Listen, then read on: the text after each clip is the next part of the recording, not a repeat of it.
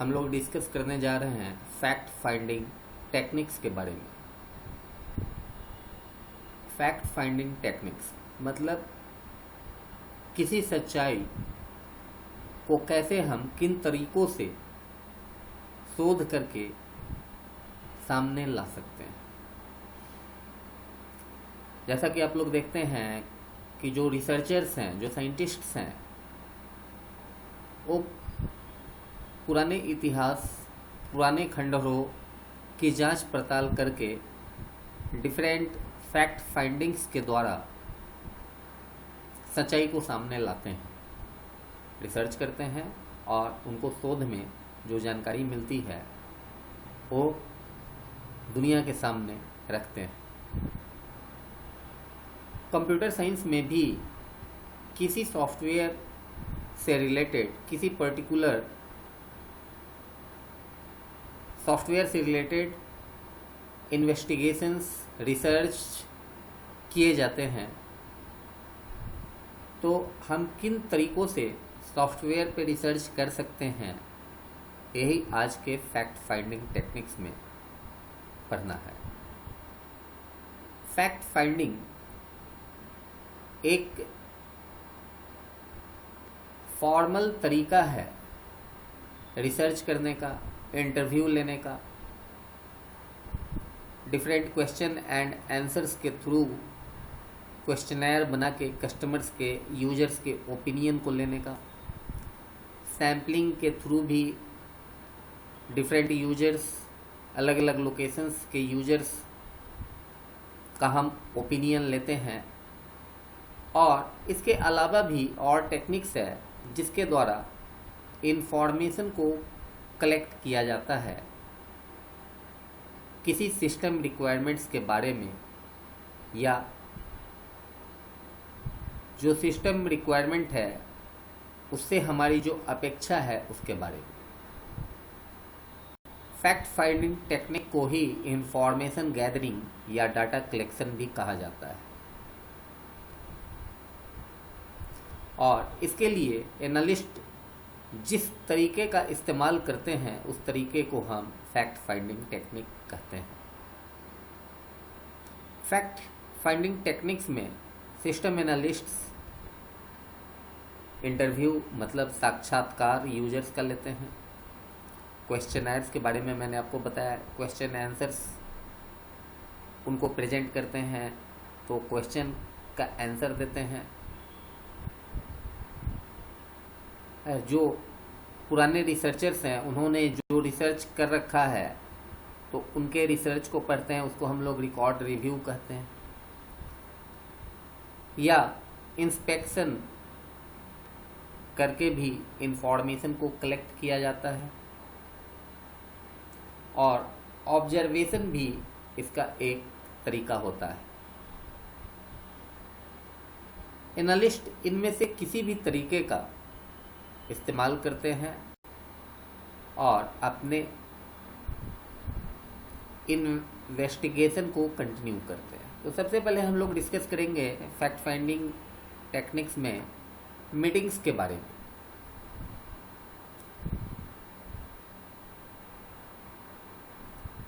Presentations,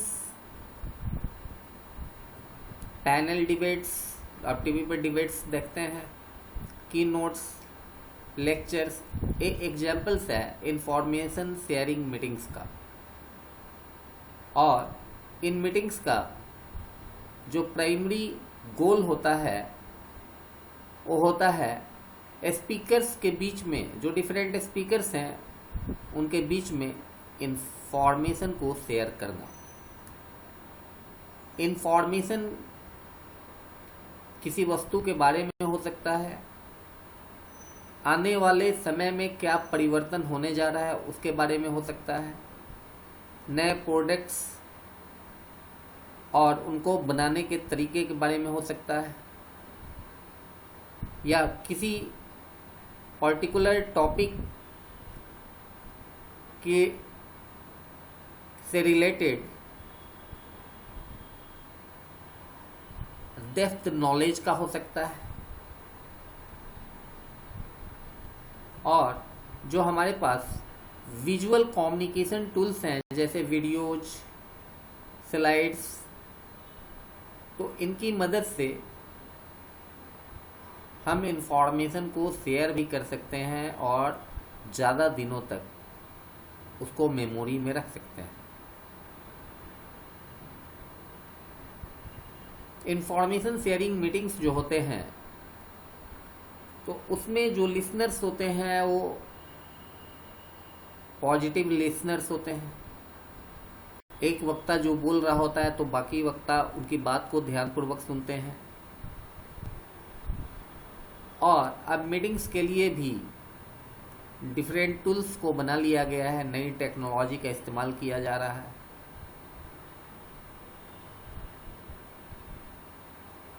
ठीक है, तो ये भी एक अच्छा तरीका है इंफॉर्मेशन को गैदर करने का।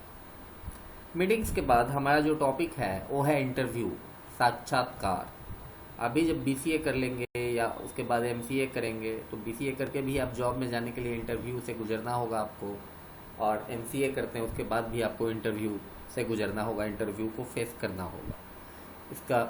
इसको हिंदी में हम लोग साक्षात्कार कहते हैं। एनालिस्ट इंटरव्यू के द्वारा भी इंफॉर्मेशन को कलेक्ट करते हैं। वो किसी एक 1 by 1 यूजर्स का इंटरव्यू लेते हैं या डिफरेंट ग्रुप ऑफ यूजर्स, जैसे एक बार में 5 या 10 लोगों को बिठाया, उनका ग्रुप इंटरव्यू लेके उनके दिमाग में क्या इंफॉर्मेशन है तो उस इंफॉर्मेशन को कलेक्ट करते हैं। और जो रिस्पोंडेंट्स होते हैं वो यूजर्स होते हैं, किसी न किसी सिस्टम का यूजर्स होते हैं, उनको जानकारी होती है और वो अपने इंफॉर्मेशन को शेयर करते हैं। या ऐसे भी यूजर्स होते हैं जिसको हम लोग पोटेंशियल यूजर कहते हैं, मतलब संभावित यूजर, जो आज हमारा यूजर नहीं है लेकिन कल वो हमारा यूजर हो सकता है या नियर फ्यूचर में हमारा यूजर हो सकता है।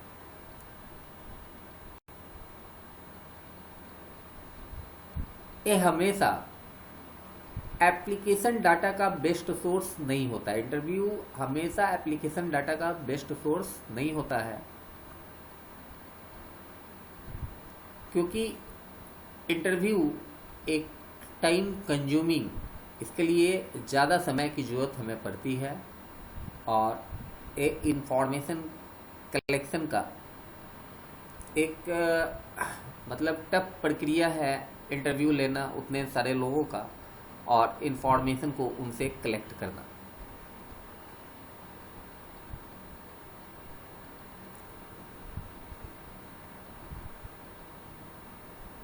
इंटरव्यू के द्वारा एनालिस्ट या इंटरव्यू एक अपॉर्चुनिटी है एनालिस्ट्स के लिए कि वो इंट्रोगेट करके इंफॉर्मेशन को गैदर करें। ठीक है, और इस मेथड का इस्तेमाल आईटी के अंदर काफ़ी अच्छे तरीके से किया जा रहा है।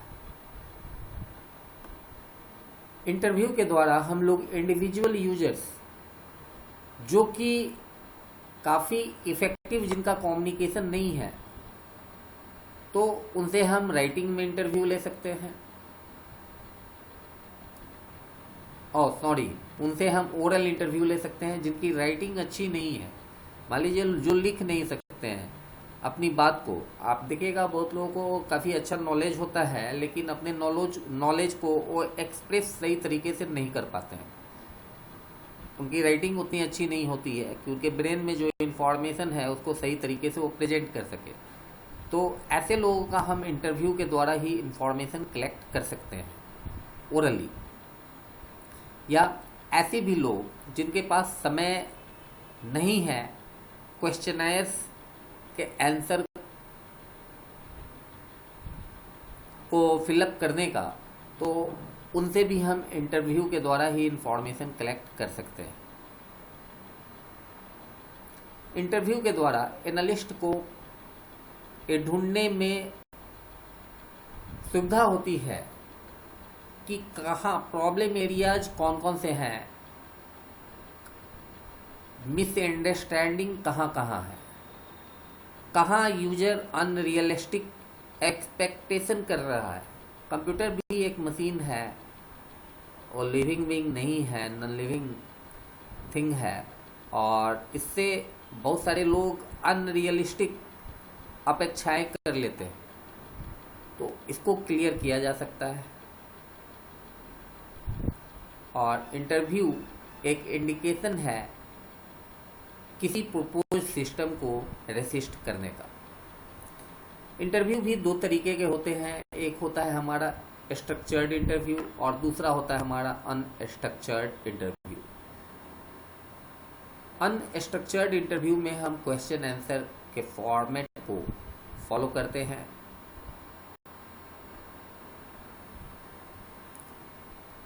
और एनालिस्ट जिस तरह का इंफॉर्मेशन गैदर करना चाहता है उस तरीके से वो क्वेश्चन आंसर्स को पुट करता है और इंफॉर्मेशन को कलेक्ट करता है। अनस्ट्रक्चर्ड इंटरव्यू के द्वारा जो रिस्पोंडेंट्स हैं, मतलब जो इंटरव्यूअर्स जो इंटरव्यू दे रहे हैं, तो उनकी फीलिंग्स, उनके आइडियाज और उनके बिलीफ्स के बारे में हम आसानी से जान सकते हैं। दूसरा है हमारा स्ट्रक्चर्ड इंटरव्यू। इसमें स्टैंडर्डाइज्ड क्वेश्चंस होते हैं और इन क्वेश्चंस को हम ओपन रिस्पांस या क्लोज रिस्पांस फॉर्मेट में इनका जवाब दे सकते हैं। ओपन रिस्पांस हो गया कि जिसकी जानकारी पर्टिकुलरली सभी लोगों को हो जाती है, और क्लोज रिस्पांस हो गया एक कॉन्फिडेंशियल होता है, जितने लोगों को अलाउ किया गया है उनसे बाहरी पर्सन को उसकी जानकारी नहीं होती है। स्ट्रक्चर्ड इंटरव्यू में रिस्पोंडेंट्स को उनके अपने ही शब्दों में जवाब देना होता है।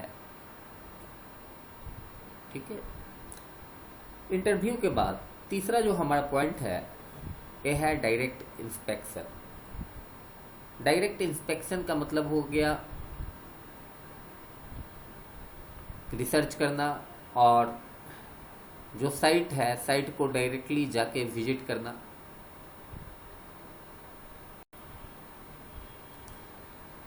डायरेक्ट इंस्पेक्शन जैसे आप देखते हैं कि कहीं पे कोई क्राइम होता है तो पुलिस की टीम जाती है, वहाँ डायरेक्ट इंस्पेक्शन करती है, जांच पड़ताल करती है, उस एरिया को सील कर देती है और फिर उसमें वो छोटा छोटा अपना जो उनका तरीका होता है फोरेंसिक का, उनकी मदद से उस एरिया को सील करके वहाँ का कंप्लीट इंफॉर्मेशन को कलेक्ट करने की कोशिश करती है। और जो उनको इंफॉर्मेशन, जो सबूत हाथ लगते हैं, जो इंफॉर्मेशन उनके पास गैदर होता है, उसके द्वारा वो इंफॉर्मेशन को कलेक्ट करते हैं और फिर डिसीजन लेते हैं। तो रिक्वायरमेंट्स में जो प्रॉब्लम आता है तो एनालिस्ट डायरेक्ट दूसरे ऑर्गेनाइजेशंस को विजिट करते हैं डायरेक्ट इंस्पेक्शन पे, क्योंकि हो सकता है कि कोई दूसरी कंपनी भी उसी प्रॉब्लम से गुजरी हो और उनको उसका तरीका पता हो कि इस प्रॉब्लम का सॉल्यूशन किस तरीके से होगा। इसके अलावा एनालिस्ट डाटाबेस से भी इंफॉर्मेशन कलेक्ट करते हैं, रेफरेंस बुक से इंफॉर्मेशन को कलेक्ट करते हैं, बहुत सारे केस स्टडीज करते हैं और इंटरनेट वर्ल्ड वाइड वेब की मदद भी लेते हैं इंफॉर्मेशन को कलेक्ट करने के लिए। इससे क्या होता है कि समय की बचत होती है, क्योंकि हो सकता है कि आपको अगर तरीका बुक में मिल गया, डाटाबेस में मिल गया, वर्ल्ड वाइड वेब पे मिल गया, किसी दूसरे ऑर्गेनाइजेशन से मिल गया, तो उसके सॉल्यूशन को ढूंढने में आपका जो समय बर्बाद होता, उस समय की बचत होती है। रिसर्चर्स को हमेशा पता होता है किसी पर्टिकुलर टॉपिक से रिलेटेड जो डिटेल्ड इंफॉर्मेशन है ये रिसर्चर के पास होता है, या अभी जो करेंट सिस्टम डेवलप कर रहा है उसके बारे में भी रिसर्चर्स को पता होता है। ठीक है, तो डायरेक्ट इंस्पेक्शन भी डायरेक्टली किसी से मिल के इंफॉर्मेशन को कलेक्ट करने की कोशिश करना भी एक फैक्ट फाइंडिंग टेक्निक का अच्छा तरीका है। अगला टॉपिक है हमारा क्वेश्चनायर।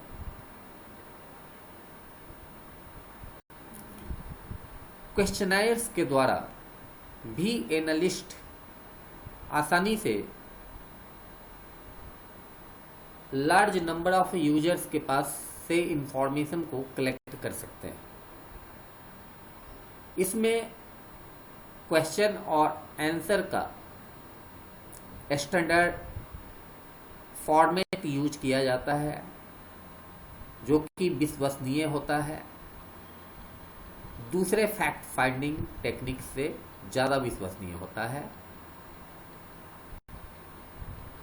ठीक है, इसमें हम लोग क्या करते हैं कि डिफरेंट क्वेश्चंस और उसके आंसर्स भी क्या करते हैं, लिख देते हैं, और जस्ट लाइक ऑब्जेक्टिव क्वेश्चंस, और कस्टमर्स के आगे पुट करते हैं उन क्वेश्चंस को, उनको बोलते हैं excuse me sir, give me 5 minutes, आप एक क्वेश्चन आंसर को थोड़ा फिलअप कर दीजिए। और कस्टमर अपने मेंटल फैकल्टीज का इस्तेमाल करके और फिर उन क्वेश्चंस का आंसर देता है। इस तरह से हम मास ग्रुप ऑफ पर्सन से क्वेश्चंस और आंसर्स कलेक्ट करते हैं और उसके बाद फिर देखते हैं कि कितने लोगों ने किसी पर्टिकुलर टॉपिक पे अपना क्या ओपिनियन दिया। ठीक है, तो इसको हम लोग क्वेश्चनायर का तरीका कहते हैं।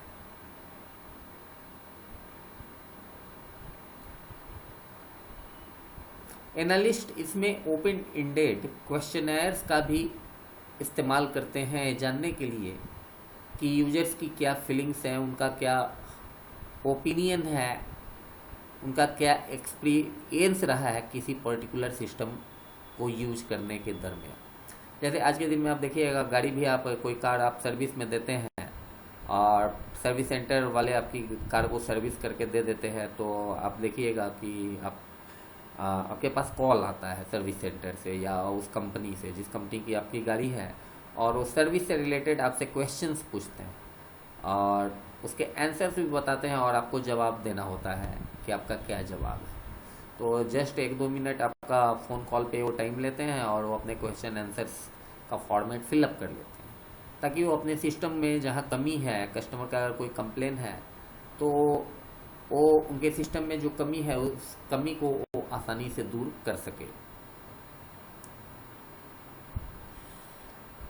क्वेश्चनायर के बाद अगला टॉपिक हमारा है डॉक्यूमेंट या रिकॉर्ड रिव्यू।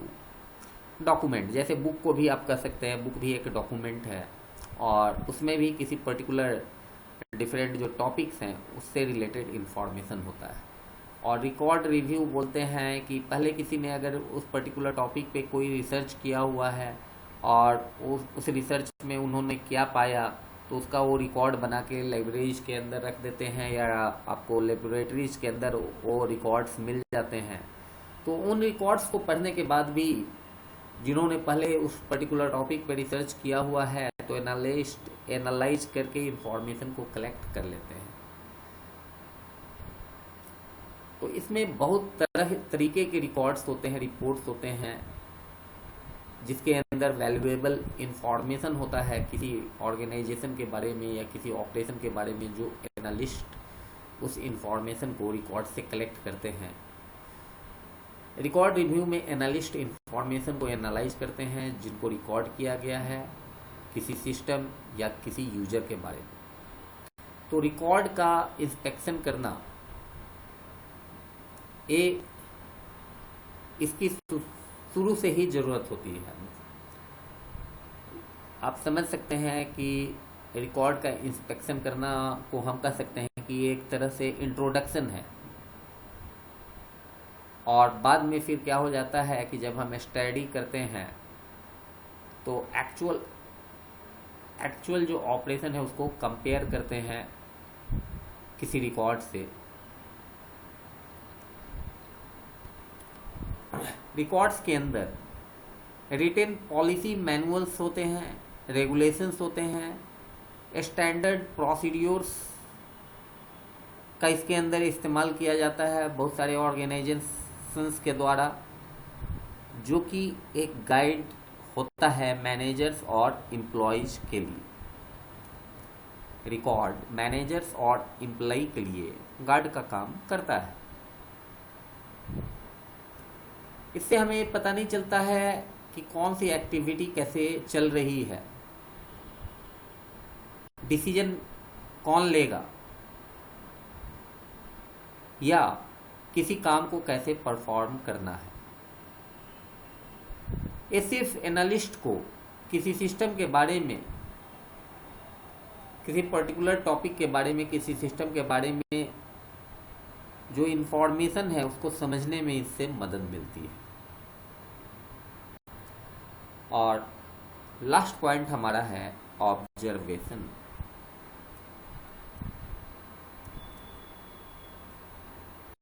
ऑब्जर्वेशन के द्वारा एनालिस्ट इंफॉर्मेशन को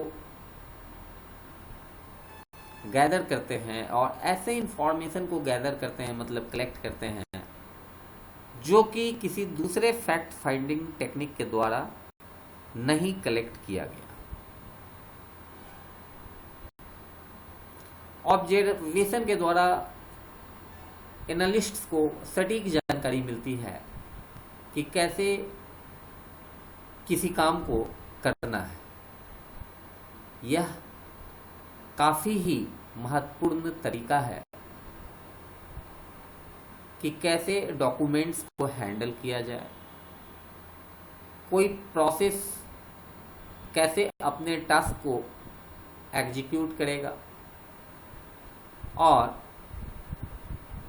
जो स्पेसिफाइड स्टेप्स हैं उनको फॉलो किया गया है या नहीं। मैं आपको बता दूं, जैसे देश में जो बड़ी बड़ी जो खुफिया एजेंसियां हैं, जैसे रॉ है, सीबीआई है, तो इनमें जो लोग लिए जाते हैं, जिनको इनके लिए सिलेक्ट किया जाता है, तो उनको ऑब्जर्वेशन के द्वारा ही सिलेक्ट किया जाता है। मतलब जैसे मान लीजिए कि आपने अप्लाई किया सीबीआई के जॉब के लिए, और आप जैसे ही घर से निकलते हैं तो कोई ना कोई आपको ऑब्जर्व कर रहा होता है, जो कि आपको उसकी जानकारी नहीं होती है। आप जब इसके बस स्टैंड की तरफ बढ़ रहे होते हैं इंटरव्यू देने के लिए, तो भी उस समय कोई आपको ऑब्जर्व कर रहा होता है। आप जब बस में बैठे होते हैं उस समय भी आपको ऑब्जर्व कर रहा होता है, आपकी एक्टिविटीज़ को ऑब्जर्व कर रहा होता है। आप जब ट्रेन में सफ़र करते हैं उस समय भी आपको ऑब्जर्व कर रहा होता है। और जब आप सीबीआई के दफ्तर पे पहुंचते हैं इंटरव्यू देने के लिए, तो उस समय आपको पता चलता है कि आपका इंटरव्यू कंप्लीट हो चुका है। तो आपको फिर लगता है कि मेरा इंटरव्यू कब हुआ, मैंने तो इंटरव्यू दिया नहीं। तो एक्चुअली में क्या होता है, कोई आपका पीछा कर रहा होता है उस ऑर्गेनाइजेशन का, और वो आपके तरीक़ों को आपको सही तरीके से ऑब्जर्व कर रहा होता है, और उसमें वो सब कुछ उसको पता चल जाता है कि आपकी क्या मेंटलिटी है, आपका क्या पर्सनालिटी है, आपके क्या मतलब अच्छी आदतें हैं, आपकी क्या बुरी आदतें हैं, ये इससे पता चल जाता है। तो ऑब्जर्वेशन सबसे ज़्यादा सटीक तरीका है किसी को किसी भी पर्टिकुलर व्यक्ति या किसी पर्टिकुलर टॉपिक से रिलेटेड जब हम सही ही इंफॉर्मेशन अगर निकालना चाहते हैं, तो आप ऑब्जर्वेशन के द्वारा उस काम को आसानी से एग्जीक्यूट कर सकते हैं। तो ये था हमारा फैक्ट फाइंडिंग टेक्निक्स। ठीक है, आज के वीडियो लेक्चर में इतना ही। फिर आगे हम लोग जो अगला टॉपिक है, जो दूसरा टॉपिक है, उसका वीडियो